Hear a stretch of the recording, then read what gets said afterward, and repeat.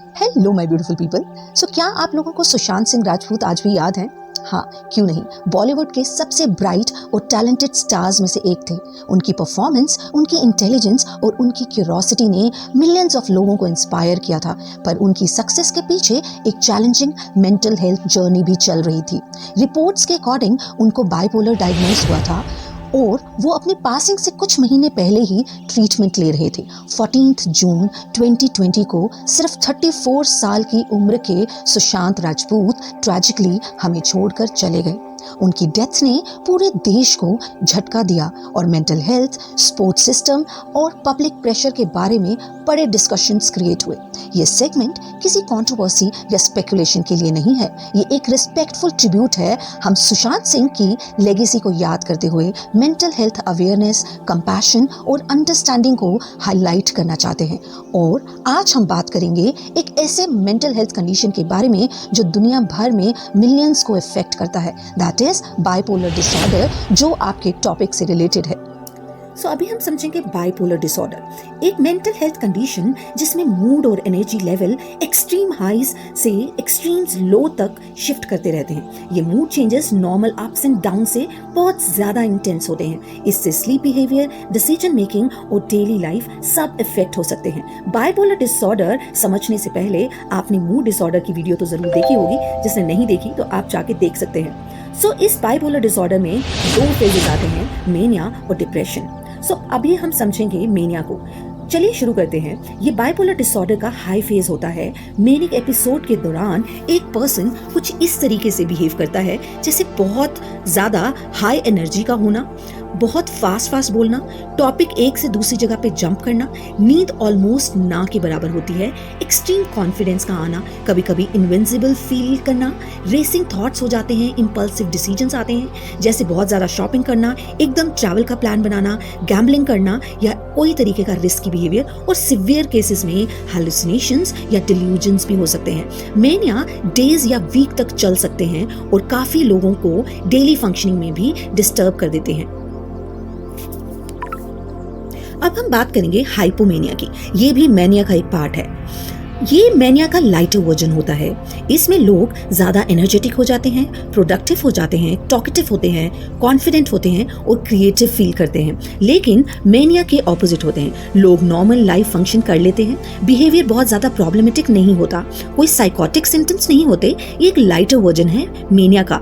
कई लोग हाइपोमेनिया को पॉजिटिव फीलिंग समझ लेते हैं, इसलिए उन्हें लगता है कि कुछ गलत बात नहीं हो रही और जिसकी वजह से बाइपोलर को वो लीड करते हैं। अभी हम बात करेंगे डिप्रेशन की, जो बाइपोलर का ही फेज है और दूसरा साइड है, जिसमें इंसान एक्सपीरियंस करता है गहरी सैडनेस, एनर्जी का ड्रॉप होना, स्लीप प्रॉब्लम्स आना, बहुत ज्यादा स्लीप लेना या बहुत कम स्लीप होना, हॉबीज में इंटरेस्ट लूज हो जाता है, कॉन्सेंट्रेशन इश्यूज आते हैं, गिल्ट और वर्थलेसनेस का फीलिंग होता है और सिवियर केसेस में तो हार्मफुल थॉट्स आते हैं। इसीलिए हमें हमेशा इस चीज का ध्यान रखना चाहिए। अगर ट्रीटमेंट ना मिले तो डिप्रेसिव एपिसोड्स वीक्स या मंथ में जा सकते हैं, जो कि एक मेजर सेटबैक हो सकता है। अभी हम बात करेंगे बाइपोलर डिसऑर्डर, जो इन तीनों का एक मिश्रण है। कम से कम एक फुल मैनिक एपिसोड होता है। डिप्रेसिव एपिसोड्स भी कॉमन होते हैं।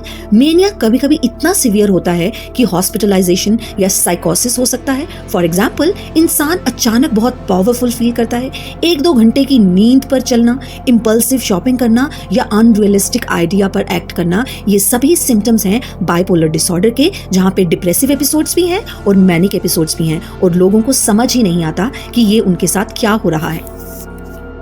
अभी हम बात करेंगे बाइपोलर 2 डिसऑर्डर की।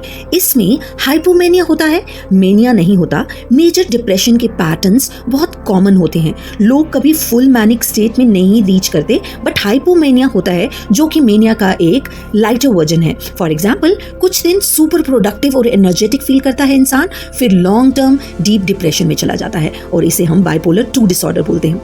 नेक्स्ट जो कैटेगरी है वो साइक्लोथाइमिक डिसऑर्डर है, जिसे हम साइक्लोथाइमिया भी बोलते हैं। इसमें इसमें माइल्ड हाइपोमैनिक और माइल्ड डिप्रेसिव सिम्टम्स होते हैं जिनका एक लॉन्ग टर्म पैटर्न होता है, कम से कम 2 साल तक चलते हैं।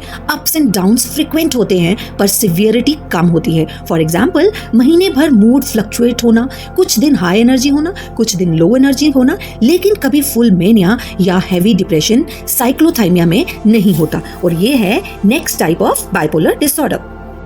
ये जो बाइपोलर डिसऑर्डर है ना, ये एक सिंगल रीजन से नहीं होता। ये होता है mixture of genetics, family history, brain chemistry में चेंजेस होना, स्ट्रेसफुल लाइफ इवेंट्स का होना, स्लीप डिस्टर्बेंसेस होना, हार्मोनल बॉडीली चेंजेस होना, और सबसे इम्पॉर्टेंट, ये किसी की गलती नहीं होती। ये एक मिक्सचर है बहुत सारे रीजंस का। अभी हम बात करेंगे बाइपोलर डिसऑर्डर के ट्रीटमेंट और मैनेजमेंट की। बाइपोलर डिसऑर्डर को मैनेज किया जा सकता है। काफ़ी लोग स्टेबल, हेल्दी और हैप्पी लाइफ जीते हैं। ट्रीटमेंट में शामिल हो सकते हैं medication, mood stabilisers, anti depressants, anti psychotics, but आपको सिर्फ डॉक्टर की गाइडेंस से ही ये सारी चीज़ें मेडिकेशंस लेनी है। थेरेपीज आप यूज़ कर सकते हैं जैसे cognitive behaviour therapy, DBT, family therapy, और हेल्दी रूटीन्स रखिए like regular sleep schedule, balanced food, exercise. Alcohol और ड्रग्स को इसमें अवॉइड करना चाहिए। मूड ट्रैक आपने प्रॉपर रखना है और एक स्ट्रॉन्ग सपोर्ट सिस्टम होता है, और कंसिस्टेंसी ही की होती है। अगर आप किसी को बाइपोलर डिसऑर्डर के साथ सपोर्ट करना चाहते हैं तो बिना जज किए उनकी बात सुने, उन्हें प्रोफेशनल हेल्प के लिए इनकरेज करें। मेनिया और डिप्रेशन के अर्ली साइंस सीख लें, पेशेंस रखें। मूड एपिसोड्स अनप्रेडिक्टेबल हो सकते हैं। काम डाउन या ठीक हो जाओ जैसे कमेंट्स को अवॉइड करना चाहिए। आपको एम्पैथी शो करनी है, सिंपैथी नहीं। उन्हें एम्पैथी और अंडरस्टैंडिंग की जरूरत होती है जो इन फेजेस से गुजर रहे होते हैं। सो बाइपोलर डिसऑर्डर एक रियल मेडिकल कंडीशन है, और सही ट्रीटमेंट के साथ लोग एक स्टेबल, फुलफिलिंग लाइफ आराम से जी सकते हैं। अगर आपको ये वीडियो हेल्पफुल लगता है तो आप इस वीडियो को लाइक और कमेंट कर सकते हैं। और अगर आप या कोई क्लोज पर्सन मेंटल हेल्थ के इशू या सुसाइडल थॉट्स एक्सपीरियंस कर रहे हैं तो प्लीज़ हेल्प के लिए रीच आउट करें। इंडिया में बहुत सारी हेल्पलाइंस अवेलेबल हैं जैसे टेलीमानस, किरण, और भी बहुत सारे हेल्पलाइंस या सेल्फ हेल्प ग्रुप्स अवेलेबल हैं। आपको मैं अपना भी एक ईमेल आईडी यहाँ पे डाल रही हूँ। You can connect with me also. I am also counselling psychologist. मैं होप आपको ये वीडियो अच्छी लगी हो। अगर आपको ये वीडियो अच्छी लगी है तो please subscribe my channel, comment